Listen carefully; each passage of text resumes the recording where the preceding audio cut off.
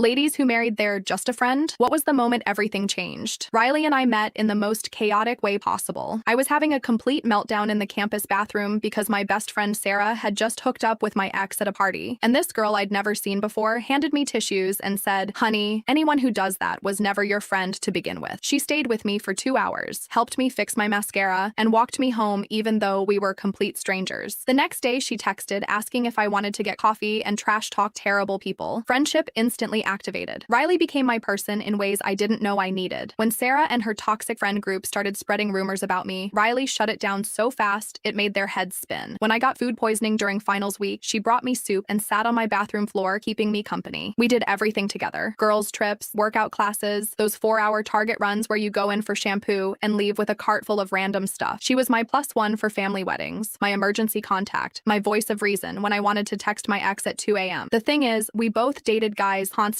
Riley was gorgeous in that effortless way that made everyone do double takes, and I was always playing wing woman. She'd help me get ready for dates, lending me her clothes, and doing my makeup better than I ever could. But here's where it got weird. I started getting irrationally annoyed when guys would hit on her when we were out together. I'd make these bitchy comments about how they were obviously not good enough for her and feel possessive in ways that made no sense. When she started seriously dating this guy Connor, I convinced myself I was just being protective. But watching them together made my chest feel tight in a way I couldn't explain. I'd find myself analyzing everything he did, looking for red flags that honestly weren't there. The breaking point came during her birthday party. Connor surprised her with this elaborate setup: flowers, her favorite wine, a playlist of songs that meant something to them. Everyone was gushing about how romantic it was, and I felt physically sick watching her face light up. I escaped to the bathroom and just stared at myself in the mirror, trying to figure out why I felt like crying. That's when it hit me like a freight train. I wasn't jealous of Connor having Riley. I was jealous of Riley having Connor. I was in love with my best friend, and I had been for God knows how long. The realization was terrifying. I'd never questioned my sexuality before, never looked at girls that way. But suddenly, every moment with Riley looked different in my head. The way she'd play with my hair during movie nights, how she'd grab my hand when she got excited, the butterflies I got when she'd text me good morning. I avoided her for 3 days, claiming I was sick. She showed up at my apartment with soup and that concerned look that always made me melt. "What's really going on?" she asked, sitting on my bed like she belonged there. "You've been weird since my party." I tried to lie, but she knew me too well, so I just blurted it out. "I think I'm in love with you and I don't know what to do about it." The silence felt like forever. Then she started crying, which made me panic until she said, "I broke up with Connor yesterday because I couldn't stop thinking about you." She told me she'd been questioning everything since we met, that every guy she dated felt wrong because they weren't me. She'd been too scared to say anything because she didn't want to lose me. Our first kiss happened right there on my unmade bed, surrounded by tissues and soup containers. It was soft and desperate and felt like coming home. We've been together 4 years, married for 1.